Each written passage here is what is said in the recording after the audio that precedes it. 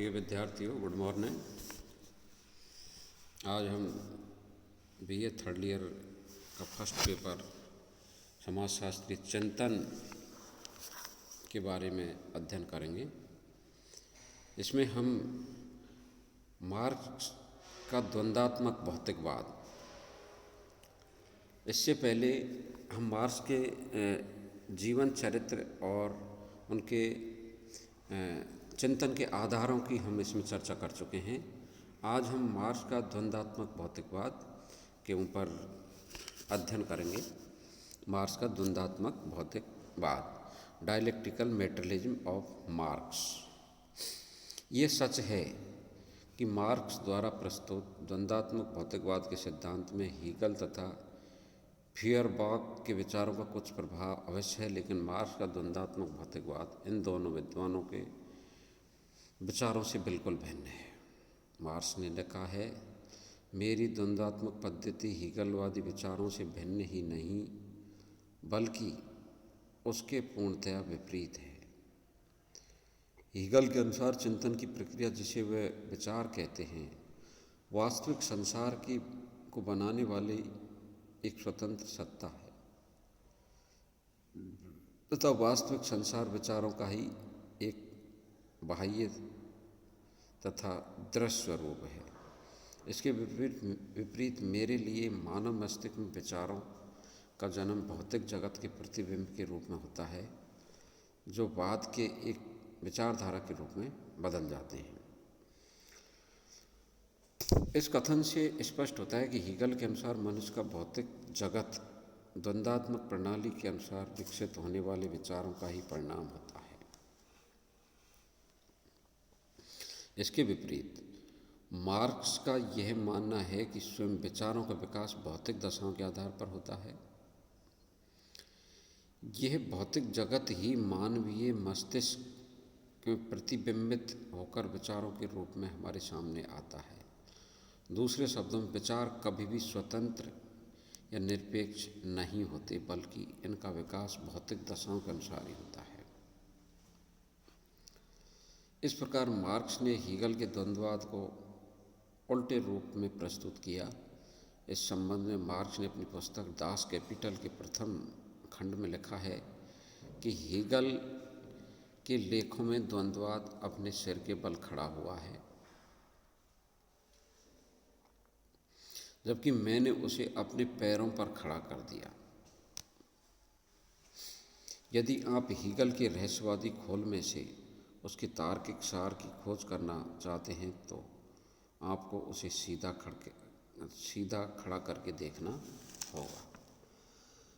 ये कथन स्पष्ट करता है कि हीगल के अनुसार जहाँ भौतिक जगत विचारों का परिणाम है, वहीं मार्क्स ने विचारों को भौतिक शक्तियों के परिणाम के रूप में स्पष्ट किया।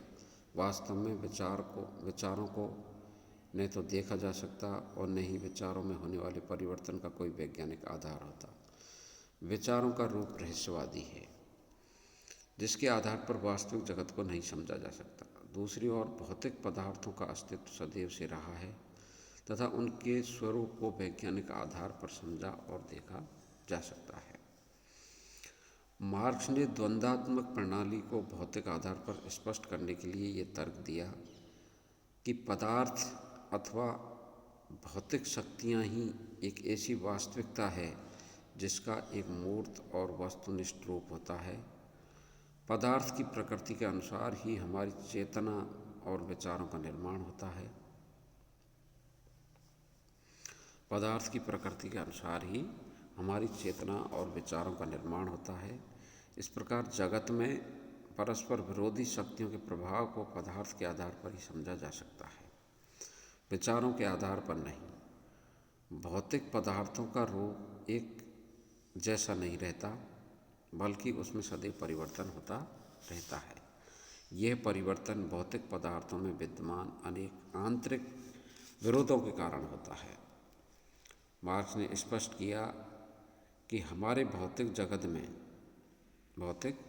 में वाद प्रतिवाद तथा समन्वय की प्रक्रिया सदैव चलती रहती है, जिसके फलस्वरूप नई दशाएं उत्पन्न होती रहती हैं। अपने कथन को स्पष्ट करने के लिए मार्क्स ने ये तर्क दिया कि भौतिक पदार्थों में उत्पादन का तरीका, मोड ऑफ प्रोडक्शन, जो एक विशेष प्रकार की आर्थिक व्यवस्था को जन्म देता है, सबसे अधिक महत्वपूर्ण है। उत्पादन के तरीके के रूप में इसी भौतिक शक्ति के कारण समाज में विभिन्न वर्गों का निर्माण होता है। जब उत्पादन के तरीके अथवा एक विशेष भौतिक दशा के अंतर्विरोधों के कारण उसका प्रतिवाद होने लगता है तो सामान्य की दशा के रूप में समाज में एक नया वर्ग पैदा हो जाता है। कुछ समय बाद पुनः प्रतिवादी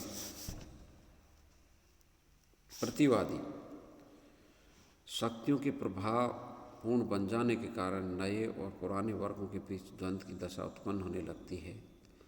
द्वंद्व की यह दशा एक निरंतर चलती रहने वाली प्रक्रिया है तथा यही सामाजिक परिवर्तन और विकास का वास्तविक आधार है। भौतिक आधार पर द्वंद्ववाद को स्पष्ट करने के लिए मार्क्स ने अनेक ऐतिहासिक तथ्यों का सहारा लिया। उनके अनुसार प्राचीन काल में कुछ विशेष प्रकार की भौतिक दशाओं अथवा उत्पादन के तरीकों के कारण ही एक आदिम साम्यवादी व्यवस्था विकसित हुई। इसके प्रतिवाद के रूप में जब भौतिक दशाओं में परिवर्तन हो गया तो समाज मालिक और उनके गुलामों जैसे दो वर्गों में विभाजित हो गया। मध्य युग में एक नए समन्वय के रूप में समाज का विभाजन सामंतों और उनके अर्ध दास किसानों के रूप में हुआ, जबकि भौतिक दशाओं में पुनः परिवर्तन हो जाने से वर्तमान युग में समाज पूंजीपति और सर्वहारा वर्ग में विभाजित हो गया। इससे स्पष्ट होता है कि विश्व वास्तविक आधार कोई रहस्यवादी विचार नहीं, भौतिक पदार्थ अथवा भौतिक शक्तियों के बीच निरंतर द्वंद्व होते रहने के कारण ही समाज में परिवर्तन और प्रगति की दशा उत्पन्न होती है।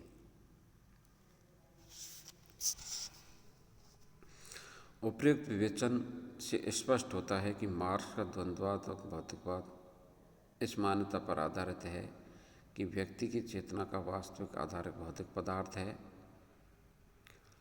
इन भौतिक पदार्थों का संचालन उन्हीं में निहित कुछ आंतरिक विरोधों के कारण होता है। विभिन्न प्राकृतिक तथा सामाजिक घटनाओं की पारस्परिक निर्भरता तथा अंतर संबंध इन गतिशील पदार्थों के विकास से ही प्रभावित होते हैं। मार्क्स के इन विचारों को स्पष्ट करते हुए लार्सन ने लिखा है, पदार्थ चेतना की उपज नहीं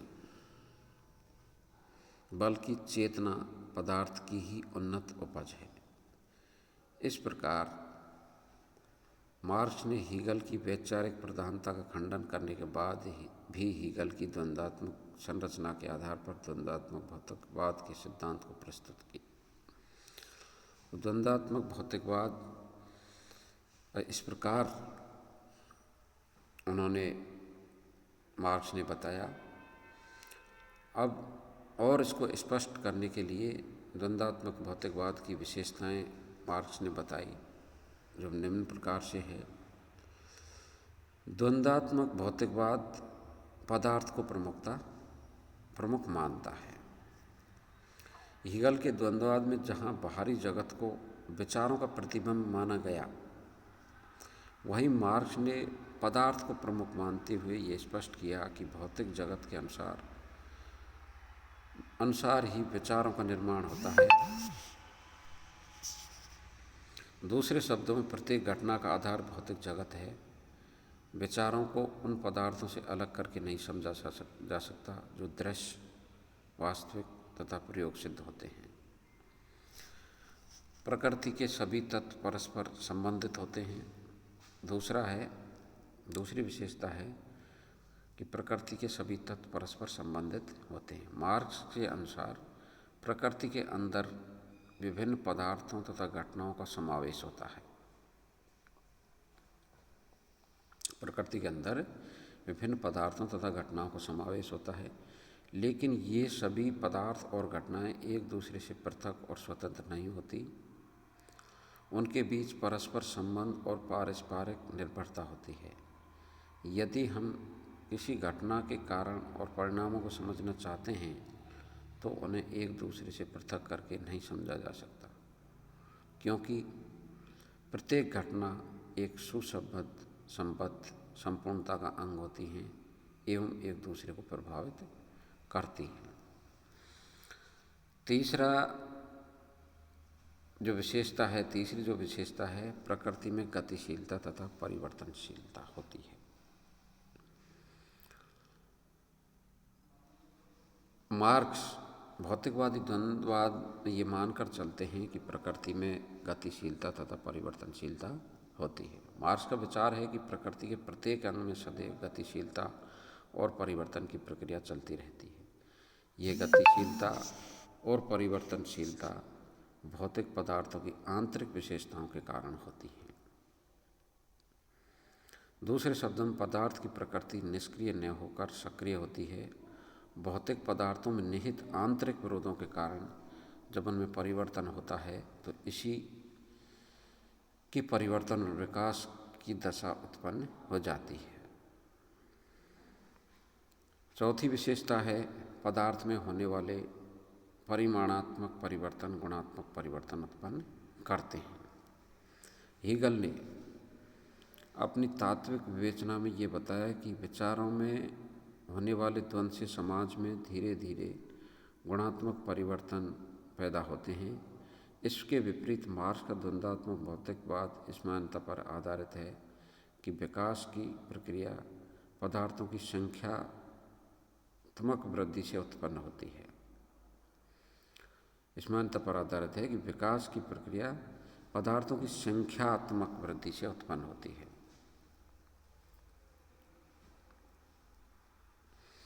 जिसमें आकस्मिक रूप से गुणात्मक परिवर्तन हो जाता है। इस कथन के द्वारा मार्क्स ने दो तथ्यों पर बल दिया। पहला यह है कि पदार्थ में होने वाला परिवर्तन केवल परिमाणात्मक क्वांटिटेटिव ही नहीं होता, बल्कि पदार्थों के गुण में भी परिवर्तन होता रहता है। दूसरा यह है कि ऐसे परिवर्तन धीरे धीरे नहीं होते, बल्कि आकस्मिक रूप से और तीव्र गति से होते हैं। उदाहरण के लिए, यदि एक बर्तन में पानी भरकर उसे आग पर रख दिया जाए तो काफ़ी समय तक पानी पहले जैसा ही दिखाई देता रहेगा, लेकिन एक विशेष तापक्रम से आगे बढ़ने पर वह एकाएक खोलने लगेगा। इसी प्रकार तापमान बहुत कम होने पर कुछ समय तक पानी अपने मूल रूप में रहेगा, लेकिन तापक्रम शून्य से भी कम हो जाने के बाद पानी बर्फ के रूप में बदल जाएगा। इसका तात्पर्य है कि भौतिक पदार्थ अथवा भौतिक घटनाओं में होने वाला परिमाणात्मक परिवर्तन एक विशेष दिशा में पहुंच जाने के बाद गुणात्मक परिवर्तन में बदल जाता है।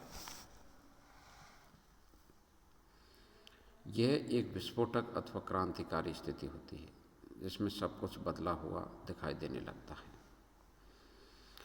पांचवी विशेषता है, प्रकृति तथा मानव समाज के प्रत्येक भाग में अंतर्विरोध निहित होते हैं। प्रकृति तथा मानव समाज के प्रत्येक भाग में अंतर्विरोध निहित होते हैं।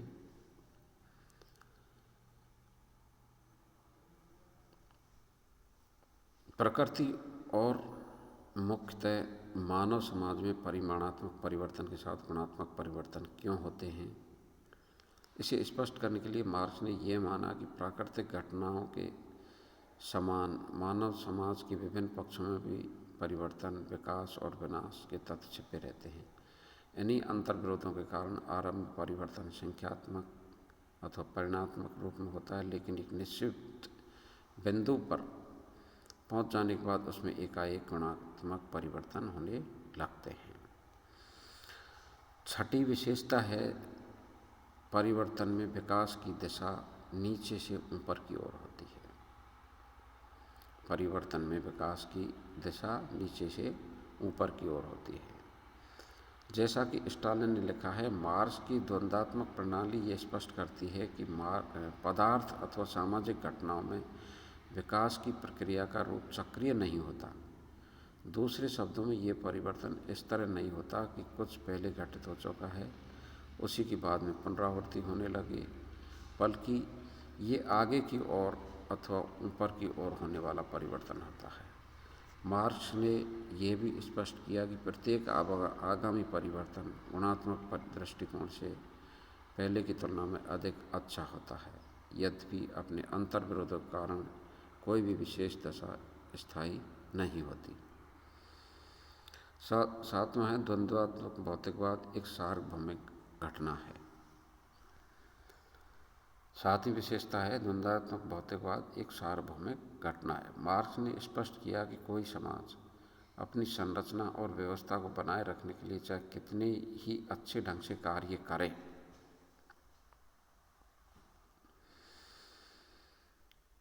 अपने लिए चाहे कितनी अच्छे ढंग से कार्य करे, उसमें अशांति और क्रांति का होना तब तक अनिवार्य है जब तक कि समाज का वर्ग विभाजन पूरी तरह समाप्त न हो जाए। इसे स्पष्ट करते हुए तिमोशेव ने लिखा है, समाज में चाहे कितना भी सहयोग और संगठन हो, कुछ समय बाद ये व्यवस्था प्रगति में बाधक बन जाती है तथा प्रतिवादी के रूप में एक नई व्यवस्था जन्म लेने लगती है। नई और पुरानी व्यवस्था के समर्थकों के बीच संघर्ष होने से समन्वय के रूप में पहले से भिन्न एक नई व्यवस्था की स्थापना हो जाती है।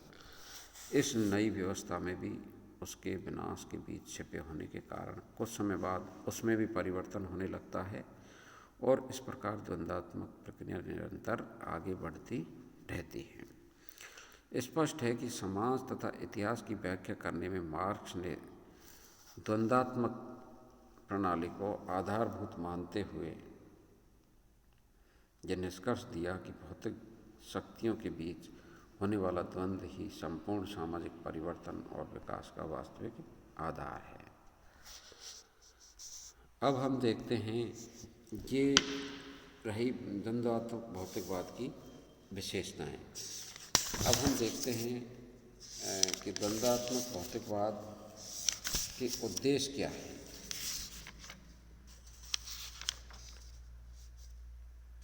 द्वंद्वात्मक भौतिकवाद के उद्देश्य तथा महत्व।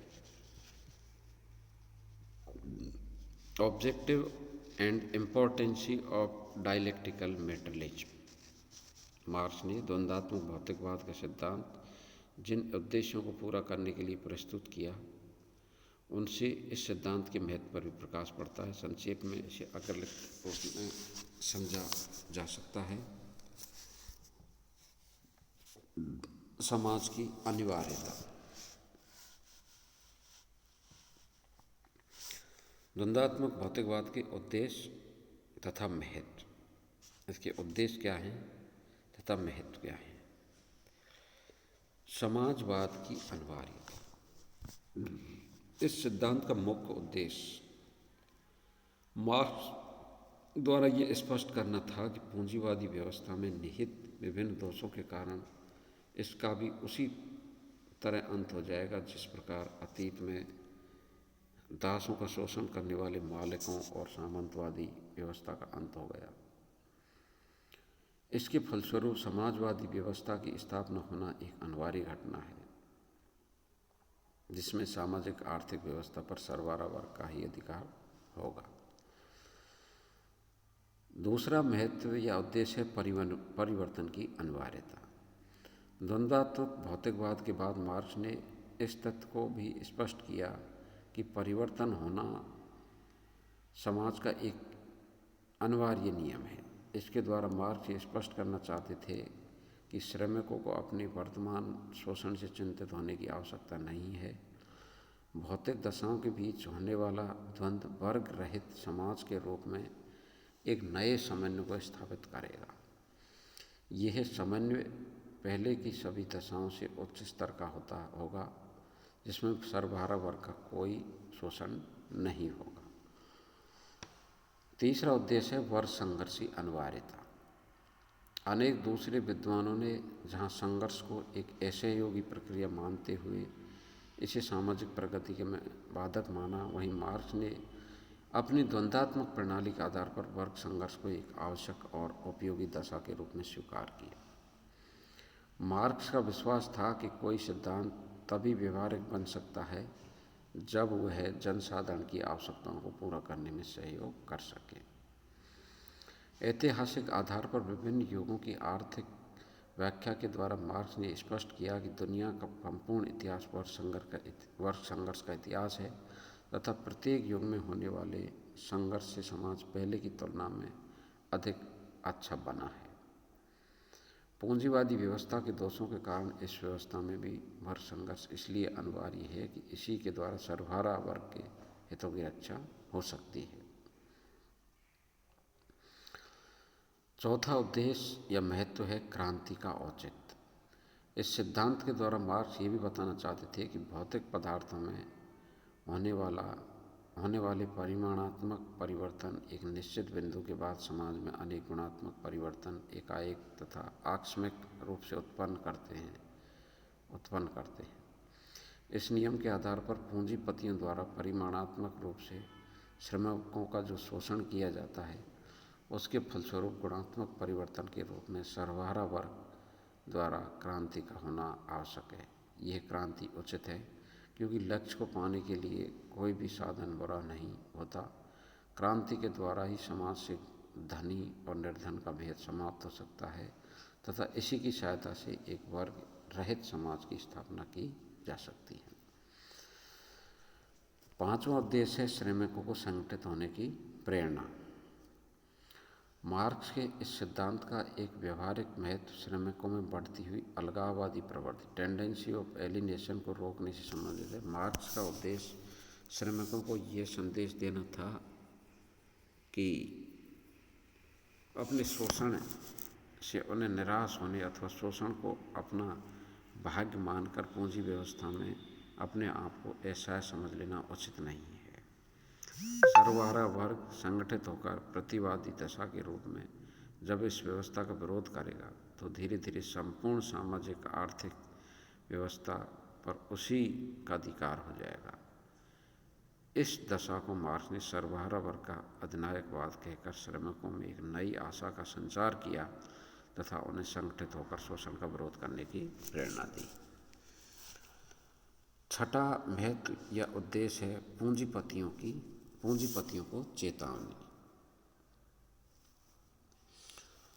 प्रत्यक्ष रूप से द्वंद्वात्मक भौतिकवाद के द्वारा मार्क्स का उद्देश्य पूंजीपतियों को श्रमिकों के शोषण के विरुद्ध कोई चेतावनी देना अथवा उसकी कार्यशैली में किसी तरह का सुधार लाना नहीं था, लेकिन अप्रत्यक्ष रूप से ये सिद्धांत पूंजीपतियों के लिए चेतावनी बन गया।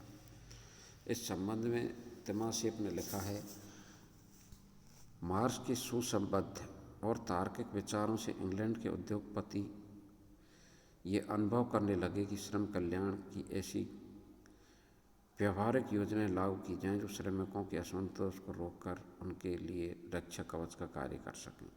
इसी के फलस्वरूप सर्वहारा वर्ग के पहले लक्ष्य इंग्लैंड में सर्वहारा वर्ग की कोई क्रांति नहीं हो सकी।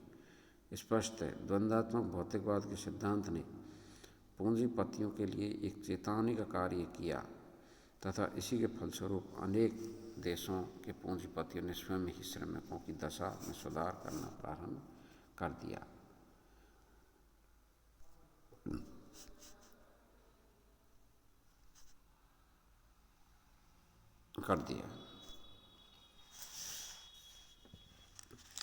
अब है द्वंद्वात्मक भौतिकवाद की आलोचना।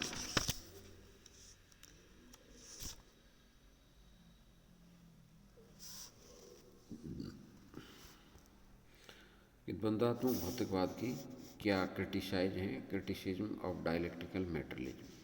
मार्क्स एकमात्र ऐसे विचारक हैं जिनके प्रशंसक और आलोचक चरमवादी प्रकृति के हैं। एक और मार्क्स के समर्थक मार्क्स के प्रत्येक कथन को पैगंबर के संदेश के रूप में देखते हैं, तो दूसरी ओर उनके आलोचक ये मानते हैं कि मार्क्स का संपूर्ण चिंतन एक स्वप्न चिंतन है तथा सामाजिक परिवर्तन के लिए इसका खतरनाक ढंग से प्रयोग किया गया है। द्वंद्वात्मक भौतिकवाद से संबंधित कुछ प्रमुख आलोचनाएं को निम्न प्रकार स्पष्ट समझा जा सकता है। मार्क्स द्वारा द्वंद्वात्मक भौतिकवाद का सिद्धांत अनेक अंतर्विरोधों से युक्त है।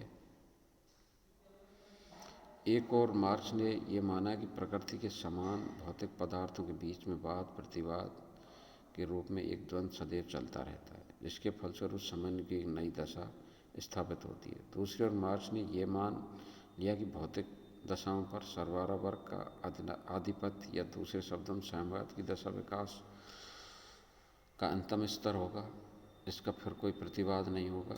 यदि वाद प्रतिवाद तथा समन्वय निरंतर चलती रहने वाली एक प्रक्रिया है तो साम्यवाद को इसका अंतिम स्तर कैसे माना जा सकता है। दूसरी आलोचना है द्वंद्वात्मक भौतिकवाद के द्वारा मार्क्स ने एक दोषपूर्ण विकास क्रम को स्पष्ट किया। मार्क्स ने इंग्लैंड की औद्योगिक क्रांति के फलस्वरूप विकसित होने वाली पूंजीवादी व्यवस्था को आधार मानते हुए द्वंद्वात्मक भौतिकवाद का सिद्धांत प्रस्तुत किया। अपने कथन को स्पष्ट करने के लिए उन्होंने वर्ग संघर्ष तथा क्रांति की जो अवधारणा प्रस्तुत की, उसके अनुसार पूंजीवाद के अंतर्विरोधों के कारण सबसे पहले इंग्लैंड में साम्यवाद की स्थापना होनी चाहिए थी। इसके बिल्कुल विपरीत रूस और चीन जैसे देशों में पूंजीवाद का विकास हुए बिना ही वहाँ साम्यवाद की स्थापना सबसे पहले हुई। इससे पहले इन दोनों देशों में सामंतवाद का प्रचलन था। इससे ये स्पष्ट होता है कि मार्क्स का ये मानना गलत है कि साम्यवाद के बाद पूंजीवाद तथा पूंजीवाद के बाद साम्यवाद का विकास होना आवश्यक है। तीसरी आलोचना यह की जाती है कि मार्क्स के विचारों का आधार केवल भौतिक निर्धारणवाद है। इसका तात्पर्य है कि मार्क्स भौतिक पदार्थों तथा भौतिक शक्तियों को ही व्यक्तिगत चिंतन, उसकी संस्कृति, सामाजिक मूल्यों, कानूनों तथा संपूर्ण सामाजिक संरचना का आधार मानते हैं। उनके चिंतन में उन लक्ष्यों पर कहीं विचार नहीं किया गया जिन्हें हम जीवन के अंतिम लक्ष्य कहते हैं। मार्क्स ने मानव की उस चेतना को भी भौतिक शक्तियों के अधीन मान लिया जो वास्तव में भौतिक दशाओं के निर्माण का स्रोत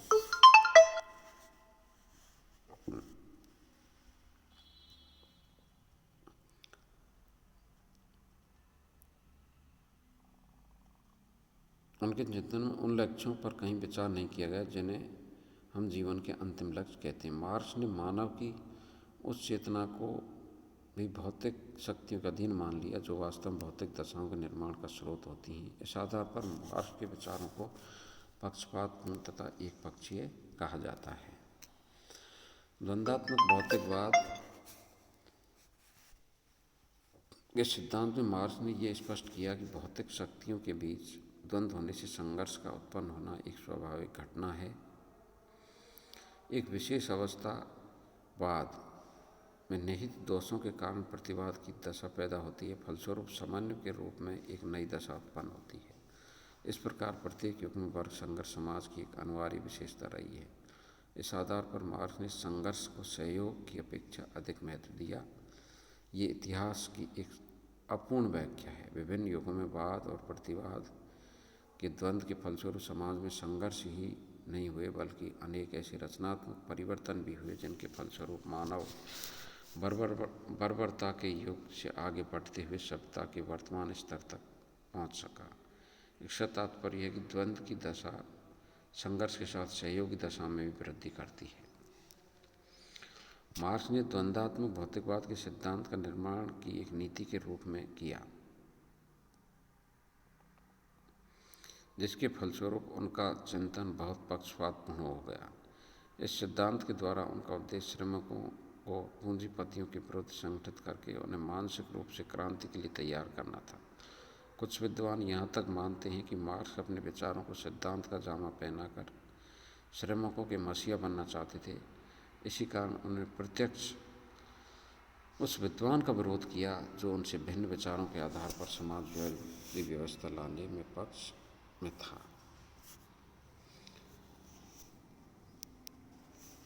छठा जो दोष था मार्क्स के चिंतन में अव्यावहारिकता का दोष। ये सच है कि आरंभ में मार्क्स की द्वंद्वात्मक पद्धति बहुत तार्किक और व्यवस्थित दिखाई देती है, लेकिन वर्तमान युग से ये स्पष्ट होता है कि मार्क्स के चिंतन में व्यवहारिकता का अभाव है। उसका परिणाम यह है कि मार्क्स की विचारधारा से प्रभावित होकर जिन देशों में साम्यवादी व्यवस्था की स्थापना हुई, वहाँ इस व्यवस्था की भी प्रतिवाद प्रारंभ हो जाने के कारण समन्वय के रूप में नई व्यवस्था का प्रादुर्भाव होने लगा। मार्क्स का द्वंद्वात्मक भौतिकवाद इस दृष्टिकोण से भी त्रुटिपूर्ण है कि यह हमें रहस्यात्मक भाग्यवाद से निकालकर भौतिक भाग्यवाद की ओर ले जाता है। एक और ये सिद्धांत विश्वास दिलाता है कि समाज का सर्वहारा वर्ग शोषण को अपना भाग्य मानकर उसके विरुद्ध संघर्ष करे, तथा दूसरी ओर ये भी कहता है कि साम्यवादी व्यवस्था हमारी अंतिम नियति है जिसमें फिर कोई परिवर्तन नहीं होगा। ये एक तरह का भौतिक भाग्यवाद है जिसमें विश्वास नहीं किया जा सकता। तो इस प्रकार ये मार्क्स का द्वंद्वात्मक भौतिकवाद है। आज के लिए इतना ही। नमस्कार, धन्यवाद।